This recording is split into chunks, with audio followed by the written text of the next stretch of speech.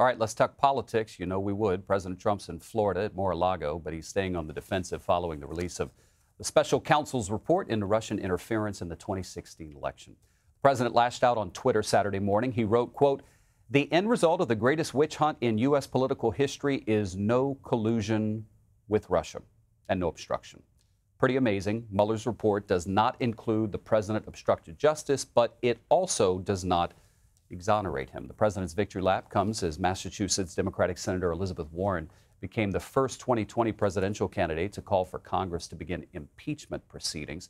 But Speaker Nancy Pelosi and other House Democratic leaders have stayed non-committal on that question of impeachment, at least so far.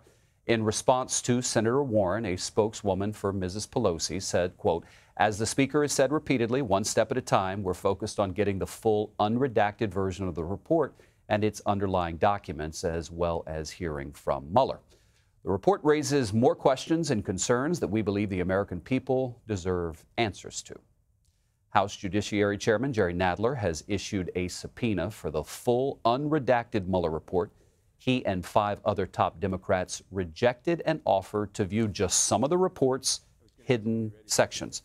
But the Justice Department's pushing back, calling the move premature, at least for now. Joining me are Niall Stanage and Jesse Weber. Niall's a White House columnist for The Hill. Jesse is an attorney and host on the Law and Crime Network.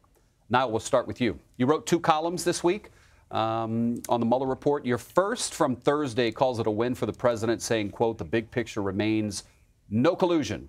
Trump will be more than satisfied with the outcome given the gravity of the threat Mueller posed." But your second from Saturday morning says, quote, "The depiction will enrage a president who fixates on the concept of strength and is hypersensitive without any suggestion that he is not in absolute control of his administration." So which do you believe is more accurate, one or two? Well, I don't think they're mutually exclusive, and of course you'd expect me to say that, I imagine. But the distinction is that one refers to the legalities and the danger of there being a finding in the Mueller report that was absolutely catastrophic for the president and made some kind of impeachment push inevitable. That didn't happen. The central question of collusion, Mr. Mueller did not find enough evidence to establish. Now, that's a different point from the politics. And on the politics, we have depicted a White House where the president's instructions are ignored or slow-walked.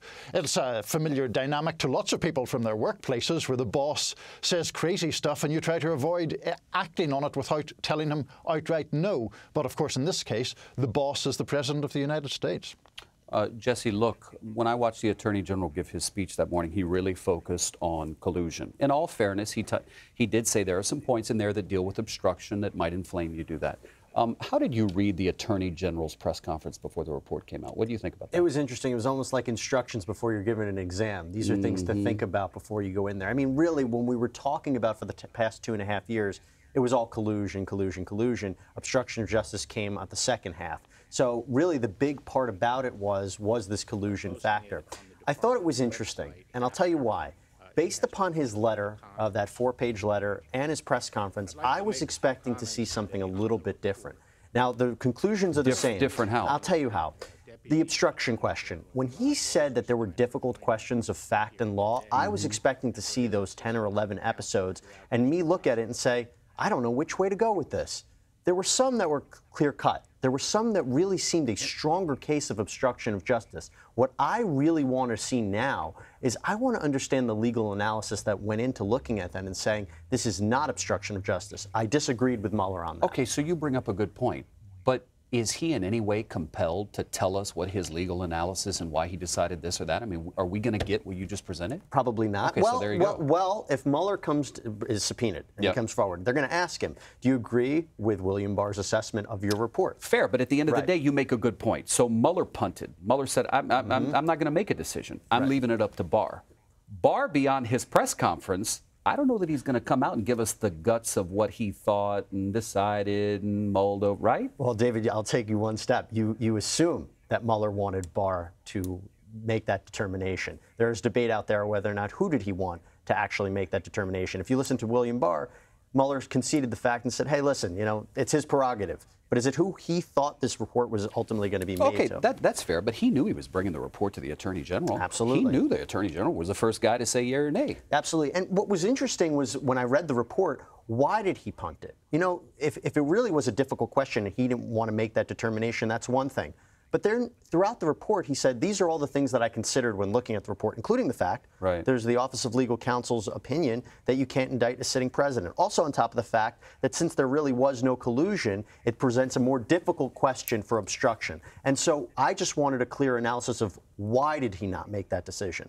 Why did he punt it? That's also something I wanted to see, and I'm not sure we had a clear understanding of that. And he doesn't have to give us that. No. Niall, as we saw, Senator Warren became the first presidential candidate to call for Congress to begin impeachment proceedings. Do you expect that more of the 2020 hopefuls are going to come out in favor of impeachment? I mean, is Warren on her own? Who else on that side has said, let's start it? Well, Julian Castro has suggested that they should, but I do expect Elizabeth Warren will be joined by other Democratic candidates in calling for impeachment.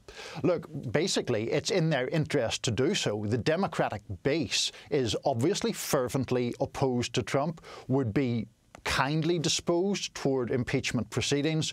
But as you alluded to in your introduction, David, Democratic leaders on Capitol Hill are much more sceptical. They worry about how that would resound with the general electorate. They worry, frankly, about giving President Trump a weapon to push back against the Democratic Party generally, to say, look, Trump saying, I'm focused on the people's business, and they want to score political points even after Mueller has concluded no collusion. So that's why there's skepticism from Nancy Pelosi and others. Jesse, Jerry Nadler said yesterday, we actually took his news conference live, he said, I'm going to issue a subpoena and I'm going to tell them to send me the unredacted.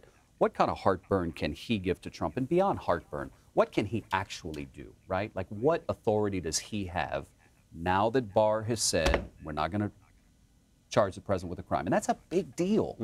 What can Nadler do? He can be a headache. He can try to subpoena. But more than that. But, well, here's the thing. He could try to subpoena Robert Mueller to testify and give more answers. What Robert Mueller would actually say is a different question. He can try to subpoena to get that full unredacted report. It's not going to happen. We have those redactions for a reason. You don't think, okay. A full unredacted report, not going to happen. No, where it's completely clean, I don't think so. And if he were able to see it privately, he wouldn't be able to say publicly what he saw, right? No. And let me explain why. One of the things that Barr said in his press conference that I think everybody can agree with is that these redactions weren't politically motivated. They're based on law. This is protecting very important information, not just grand jury material, but also the efforts and methods of our counterintelligence. And also, it really would put potentially people's lives in jeopardy if you release certain information to at least one other person and the public at large. There's really a point here, and that's something that really has to be considered. You have to be very careful with what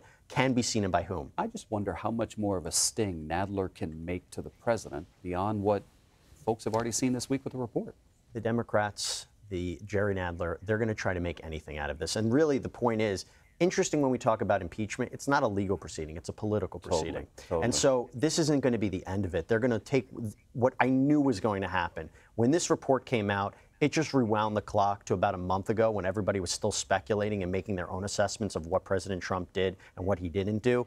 And that's all that this did. Well, now it puts it back in the court of public opinion. I will say you get to hold up that report now, and when when the president says, no, your sources are BS and your reporting is BS, you got a 408-page Mueller report that you can say, no, it's not the case. It's a great move for Trump. Niall, Democrats want Robert Mueller to testify. May 23rd is the date we've been given. Jerry Nadler has extended the invite to the Attorney General William Barr, and he said he'd be okay with that. What kind of information do you think they still want from them beyond what we already know that's in the report? Do they want information, or do they want to create political embarrassment? In Bill Barr's case, I think it's more likely to be the latter. In Mueller's case, I think it is more likely to be information.